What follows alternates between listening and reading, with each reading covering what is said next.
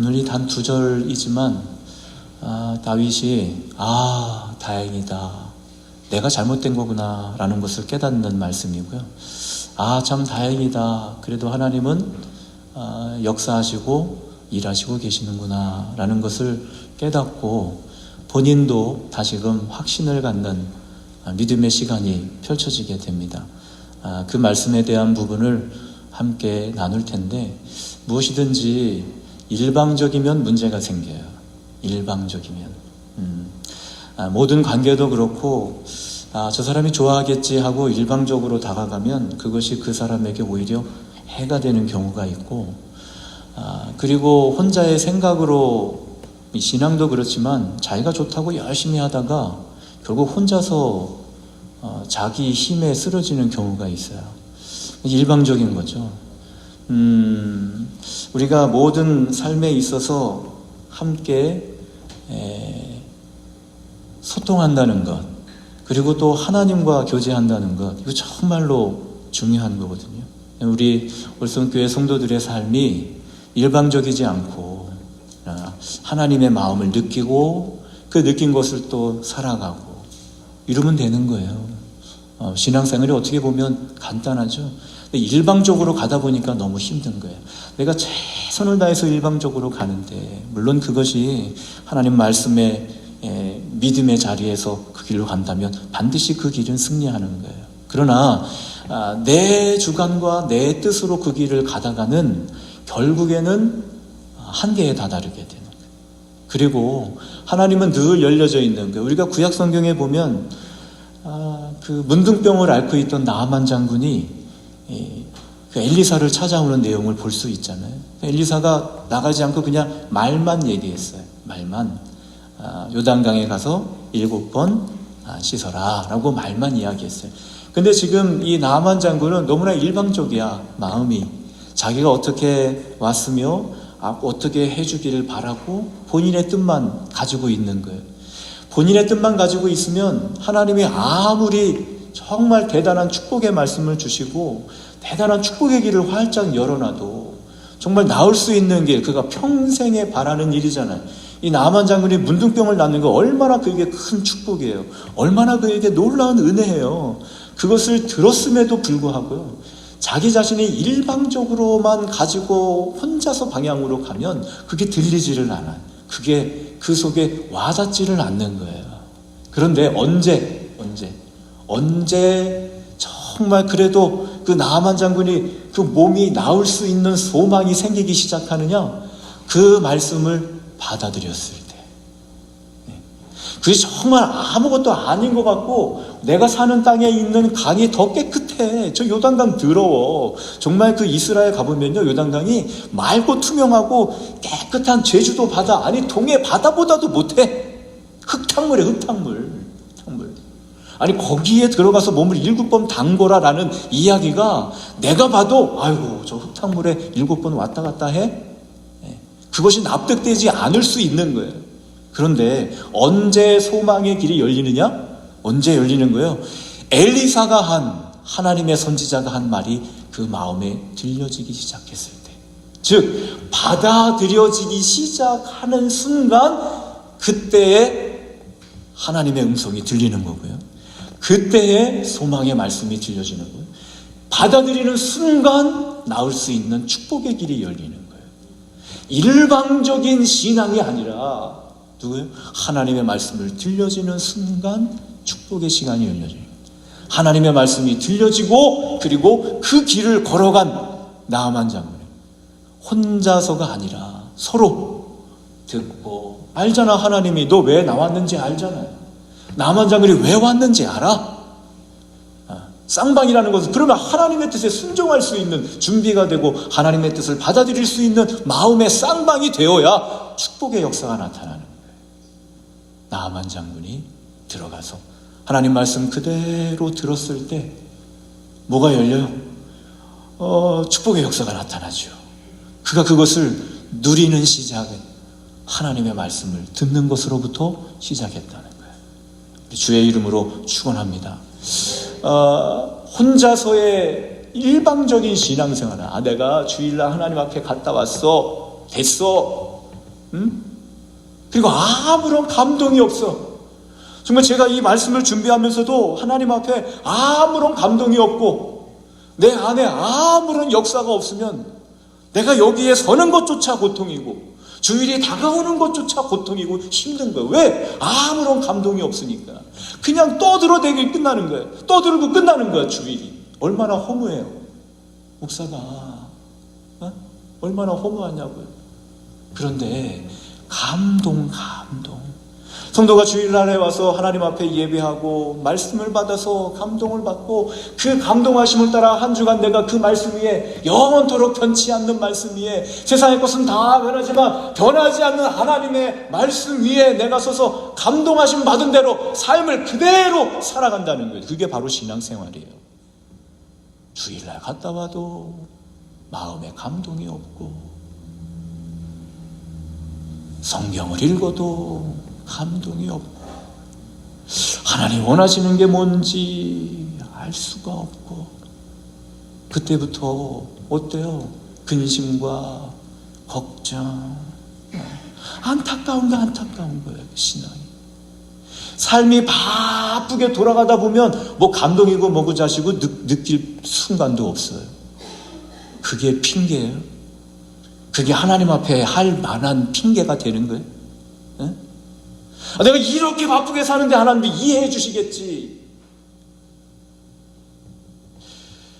하나님은 여전히 말씀하시는 거예요. 감동, 보라, 지금은 무슨 때요? 은혜 받을 만한 때요. 구원의 날이로다.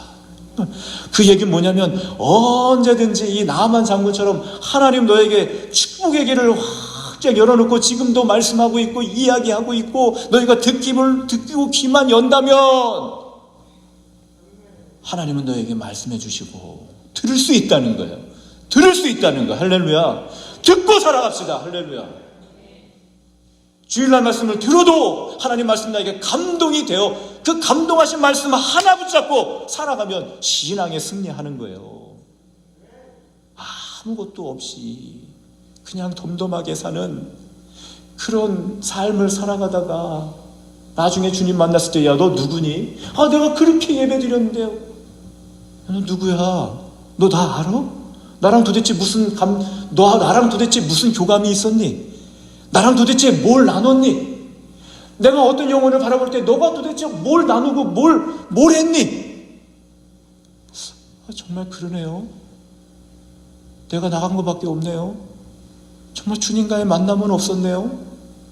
그때 가서 후회하면 뭐 할 거예요?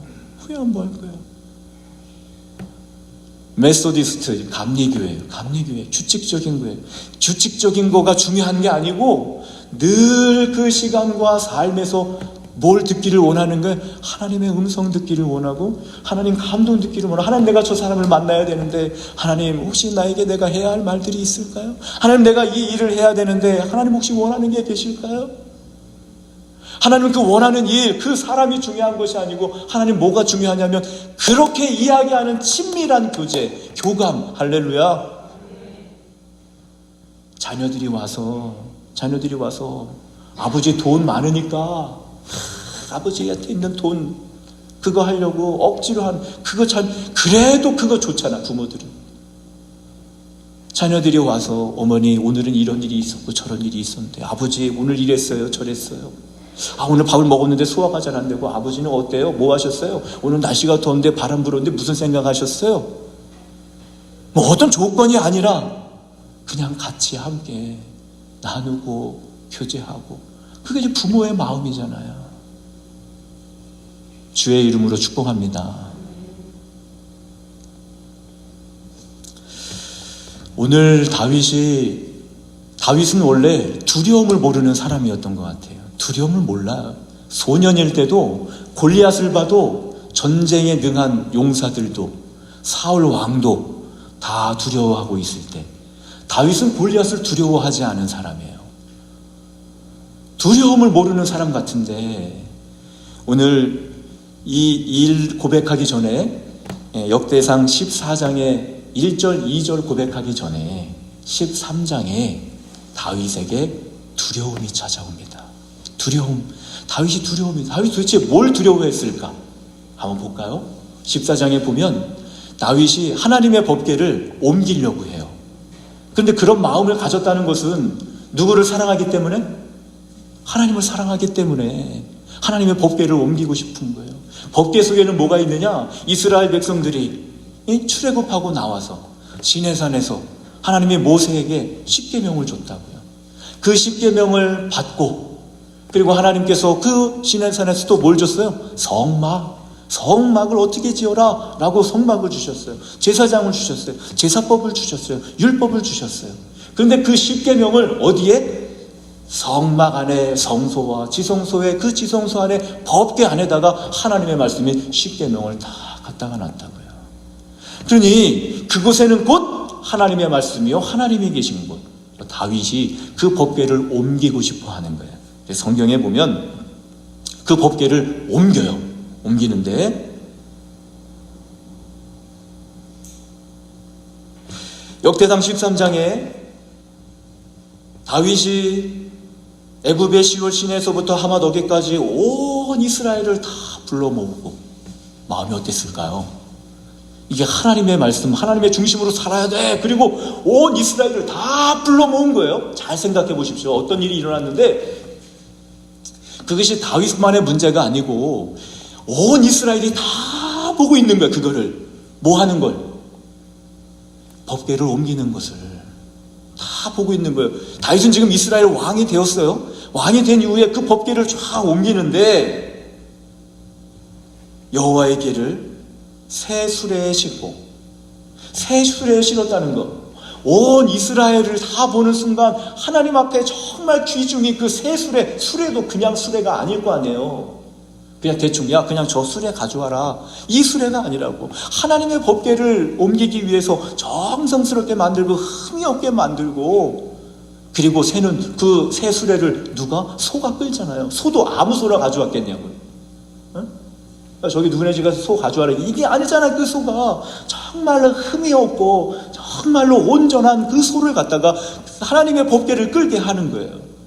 그리고 우사와 아히오는 그 수레를 몰고 가는데 온 이스라엘은 하나님 앞에서 힘을 다하여 뛰놀며 노래하며 수금과 비파와 소고와 재금과 나팔로 연주하니라.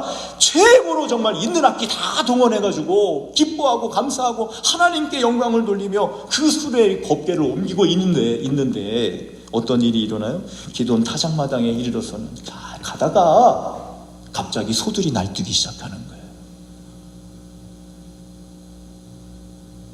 소가 날뛰면 수레가 움직일 거고 수레가 움직이면 법궤가 움직일 거고 그러면 우리 어때요? 넘어질 때 딱 넘어지면 넘어지나 보다 그리고 쿵 넘어져? 무의식적으로 손이 반동하든가 무의식적으로 몸이 반응하든가 무의식적으로 행동들이 나온다고요.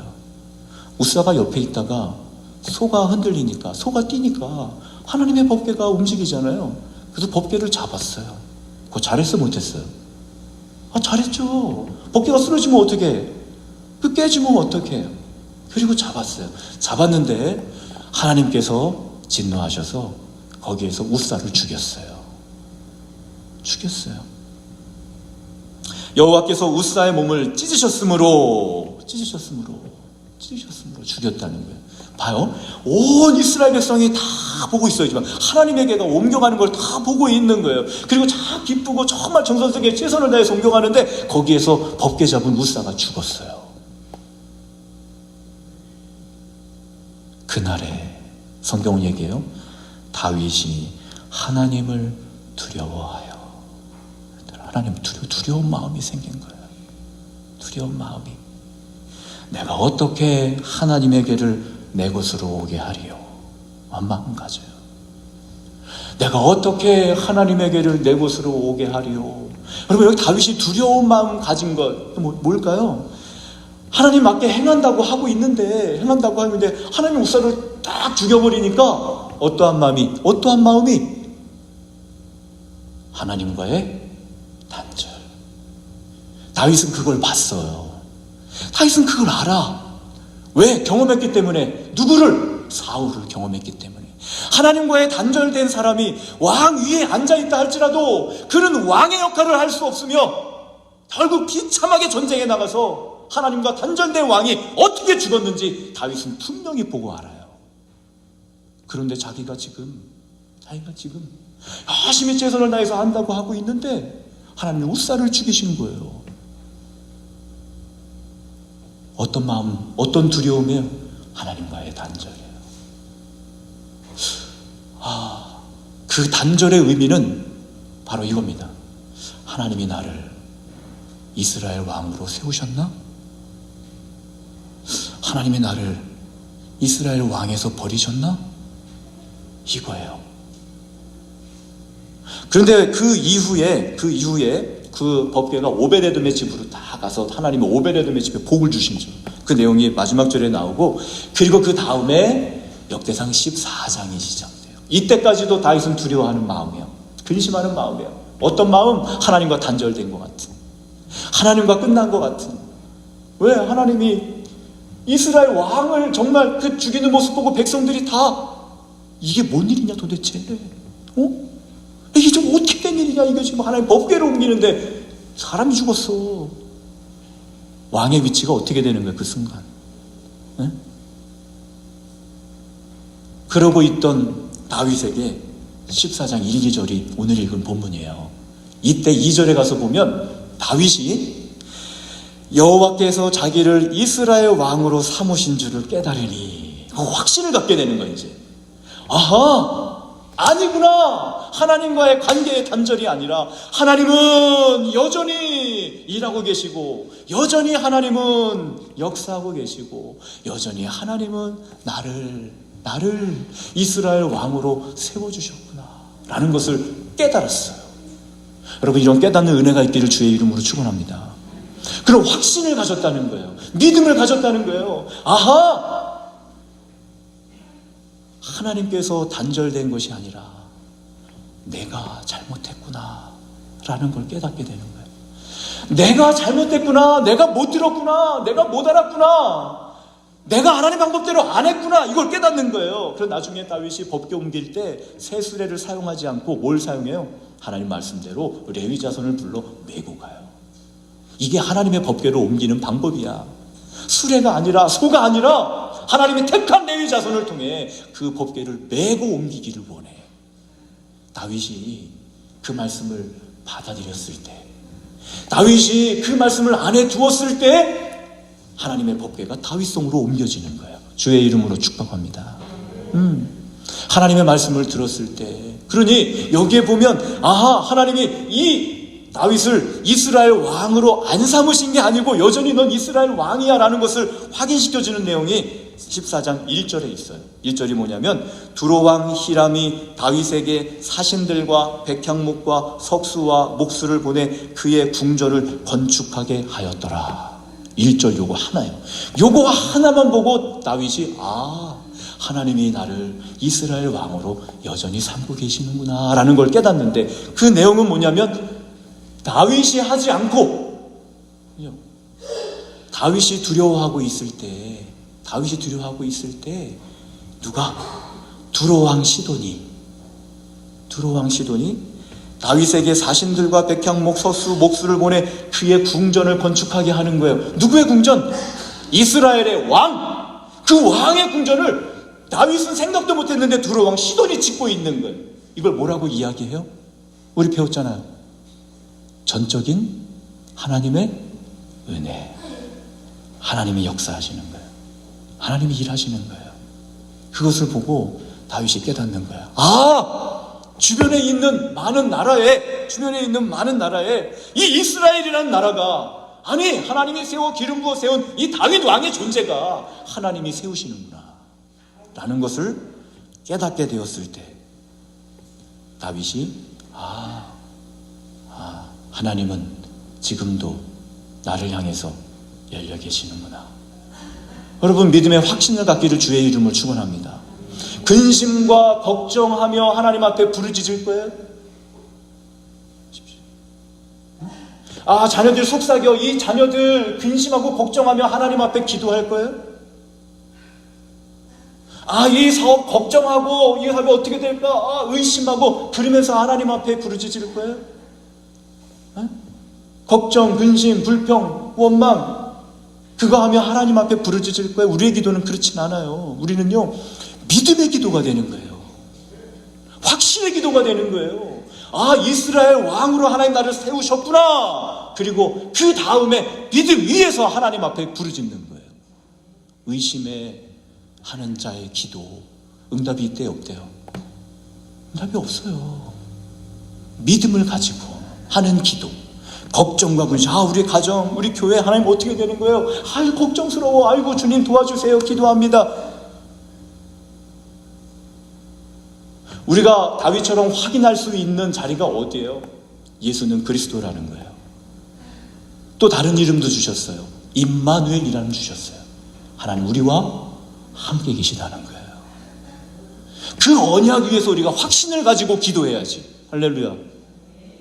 걱정하고 근심하는 것이 아니라 다윗처럼 여전히 하나님이 역사하시고 임마누엘 하신 그 약속, 나를 떠나신 게 아니구나. 내가 안 들은 거구나. 내가 예수를 그리스도로 인정 안 한 거구나. 그거를 깨닫는 순간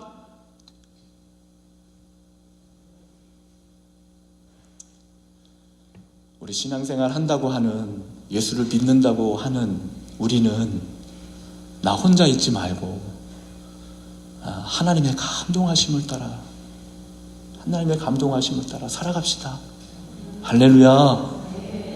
그러면 돼. 다른 거 필요 없어요. 뭘 하자마자 나 이것도 하기 싫어. 왜? 감동하심이 있으면 돼. 성령의 감동하심이 있으면 돼. 왜? 한 성령이시니까. 한 성령이시니까. 그 감동하심을 따라 움직이는, 살아가는 거예요. 그거예요. 우리의 결단이 아니라 우리는 그 성령의 감동하심을 따라 순종하는 길을 걸어가는 거예요. 우리의 신앙을 점검합시다. 할렐루야. 정말 세상 사람들이 말하는, 요즘 믿는 사람들은 머리만 커. 아는 건 많아. 우리 그 부류에 끼지 맙시다. 아는 것 적어도 정말 이론적인 것만 끝나는 것이 아니라 주님과 함께 동행하는 삶을 살아갈 수 있는 것, 그리고 순종하며 막연한 신앙생활이 아니라 말씀하시는 대로, 감동하시는 대로 선택하고 거기서 인내하고 끝까지 믿음의 시련을 견뎌낼 수 있는 사람. 할렐루야. 주님과의 친밀한 교제. 목사님은 잘하시나 보다. 아니, 저도 겸손해야죠. 제가 뭘 잘해요. 나도 사람이잖아요. 어떤 감독이 뭐라고 말씀하시는지 애쓰고 보고 읽고 하려고 하고, 내 뜻인지 하나님의 뜻인지 구분하려고 애쓰고, 나 좋으려고 하는 건지 하나님 좋으려고 하는 건지 구분하려고 애쓰고. 한 가지만 이야기하고 말씀을 마치겠습니다. 다윗이 이제 확신을 갖게 됐어요. 그런데 그 이후에 그 궁전에서 아주 행복하게 자녀들을 낳으며 잘 살았다고 얘기해요. 난 너무 마음에 들어. 너무 내가 좋아하는 거예요. 다윗이 궁전에서 하나님이 나를 이스라엘 왕으로 세우셨구나. 그리고 거기에서 예루살렘에서 또 아내들을 맞아 다윗이 다시 아들들과 딸들을 낳으니, 예루살렘에서 낳은 아들들의 이름은 삼무와 소밤, 나단 쭉 해가지고 누구였더라라고 나와. 이 다윗이 아내를 얻어서 그 궁전에서 하나님 나를 왕으로 세우셨다는 거 누리며 행복하게 알콩달콩 잘 산 거예요. 할렐루야. 다윗이 잘 살았다는데 왜 안 좋아요? 잘 살았어요. 그런데 그런 확신 가운데 사는데 그때 블레셋이 이스라엘에 쳐들어와요. 그때 다윗이 하나님 앞에 가는 거예요. 하나님, 올라갈까요? 그 얘기는 싸우러 갈까요? 그 얘기. 하나님, 저들을 내 손에 넘기시겠습니까? 그래, 다윗아, 올라가. 내가 그들을 내 손에 넘기리라. 이렇게 말씀하셔요. 그런데 또 올라가서 이겼어. 근데 또 쳐들어온 거예요, 블레셋이. 그런데 다윗이 또 물어봐요. 또 하나님, 내가 나가 싸울까요? 그랬더니 그때 하나님은 아니야, 기다려. 뽕나무 밑에서 기다려. 걸음 걷는 소리가 나면 그때 나가. 다윗아, 내가 먼저 싸울 거야. 너는 그냥 뒤에서 따라와. 이렇게 하나님이 말씀하시는 이 두 가지를 볼 수 있는데, 이 다윗이 하나님, 우리 전쟁해야 되는데 하나님 좀 도와주십시오. 그럼 그 기도가 아니에요. 하나님, 우리는 가진 게 없어요. 하나님이 역사하시지 않으면 우리는 못 이겨요. 이게 아니에요. 여러분 잘 봐요. 다윗은요, 이 역대상 지금 14장인데 13장에서는 법궤 옮기는 내용이 있고 12장, 11장에 어떤 내용이 있냐면 다윗의 용사들이 나와요. 다윗의 용사들. 그런데 다윗의 용사들이 다윗의 왕 된 다음에 11장, 12장 두 장에 걸쳐서 다윗의 용사들이 나오는데 숫자가 얼마나 많으냐? 우리가 상상할 수도 없을 만큼의 용사들이 다윗에게 있어요. 한 나라 왕 밑에 이렇게 정말 큰 군대가 있는데 12장에 가서 23절에 가서 보면 그것도 그 용사들이 어떤 용사들이냐? 싸움 잘하는 용사들. 다윗의 용사들 막 한 명이 300명을 싸워 이길 수 있고 한 명이 블레셋 민족과 싸워서 이길 수 있는 용사들. 제가 잠깐만 얘기해 볼게요. 몇 명이나 되는지. 유다 자손 중에서 방패와 창을 들고 싸움을 준비한 자가 6,800명. 시므온 자손 중에서 싸움하는 큰 용사가 7,100명이요. 아니 그냥 용사도 많은데 싸움을 하는 큰 용사, 이 큰 용사라는 것은요, 그 용사들의 능력이 대단하다는 거예요. 그 용사가 7,100명이요. 레위 자손 중에서 4,600명이요. 아론의 집 우두머리 여호야다와 그와 함께 있는 자가 3,700명이요. 용사들이 3,700이 아니라 우두머리가 3,700명이란 얘기예요. 우두머리 밑에 또 얼마나 많은 용사가 있겠어요. 베냐민 자손 곧 사울의 동족은 아직도 태반이나 사울의 집을 따르는 그 중에 나온 자가 3,000명이요. 에브라임 자손 중에서 가족으로서 유명한 큰 용사가, 여기는 큰 용사 앞에 어떤 분 유명하다는 거예요. 유명하다는 거예요. 그런 용사가 28,000명이요. 이사갈 자손 중에서 시세를 알고 이스라엘이 마땅히 행할 것을 아는 우두머리가 200명이요. 그들은 그 모든 형제를 통솔하는 자. 스불론 중에서 모든 무기를 가지고 전열을 갖추고 싸움을 잘하는 자 50,000명. 단 자손 중에서 싸움을 잘하는 자가 28,600명이요. 요단 저편 루벤 자손과 갓 자손과 므낫세 반 지파 중에서 모든 무기를 가지고 능히 싸우는 자, 죽음을 두려워하지 않고 싸우는 자가 12만 명이요. 그래서 총 내가 막 계산을 해봤는데 몇 명이 넘냐면요, 거의 30만 명이 넘어요. 30만 명. 무엇을? 다윗이 나가 싸우자! 그러면 나가서 싸울 용사들이 30만 명이 넘는데 일반 용사들이 아니고 다 큰 용사요, 싸움을 잘하는 용사요, 유명한 용사들이에요. 죽음을 두려워하신 용사들. 그러니 블레셋이 쳐들어왔다고 해서 하나님 도와주십시오, 하나님 없으면 안 됩니다, 그렇게 기도할 필요 있어요, 없어요? 월성교회 성도들은 오랫동안 믿음이 있으니까 있어야 된다고 얘기하겠지만 30만 명이라니까. 아니 30만 명 더 돼. 그 밑으로 부하들을 보면 그 많은 군대가 있는데 그냥 가서 싸우면 되는 거예요. 그러면 이겨. 그냥 힘이 아니고 세상적인 힘만으로도 블레셋 그냥 제압할 수 있어요. 아무것도 없어서, 우리는 용사도 없어서 하나님 도와주셔야 돼요, 이것도 아니고 너무나 많아. 충만해, 이길 수 있다고. 그런데도 다윗이 하나님 앞에 기도하고 있다는 거예요. 여러분 13장 14장 문맥을 보면 지금 다윗이 뭐 하고 있는 거예요? 전쟁에서 이기게 해달라고 기도하는 그 기도가 목적이 아니고 어디에 있어요? 하나님 올라갈까요? 그래, 올라가. 하나님 제 손에 넘기시겠습니까? 그래, 내가 넘길게. 뭐를 좋아하고 있는 거예요 지금? 하나님과 교제하는 거. 이미 전쟁이 문제가 아니라 자기가 물어보면 이스라엘 왕으로 삼으신 그 하나님, 나를 왕으로 삼으신 그 하나님이 나에게 말씀하시는 거, 내가 또 물어보면 하나님 또 말씀하시는 거, 이런 친밀감, 하나님과의 교제함. 여러분 이것이 우리에게 있기를 주의 이름으로 축원합니다. 만약 전쟁에 이기는 것만 목표였다고 한다면 두 번째 블레셋이 쳐들어왔을 때 또 물어볼 필요가 있어요, 없어요? 없어요. 그런데 다윗은 또 물어봐. 하나님, 들어갈까요? 나갈까요? 그리고 그 음성 듣기를 즐겨하고요. 뽕나무 밑에 가서 전쟁이 났는데도 불구하고 그 밑에 가서 편안하게 걸음 걷는 소리를 기다리는 거예요. 하나님의 음성에 귀 기울기를 좋아하고 하나님의 말씀 듣기를 좋아하고 복 있는 사람은 악인의 길을 쫓지 않고 어때요? 주야로 여호와의 말씀을 뭐해? 묵상하는데 뭐해? 즐거워하여. 그게 좋은 거야. 하나님 음성 듣기가 좋은 거예요. 주의 말씀 듣기가 좋은 거예요. 그리고 거기에 순종하기가 행복한 거예요.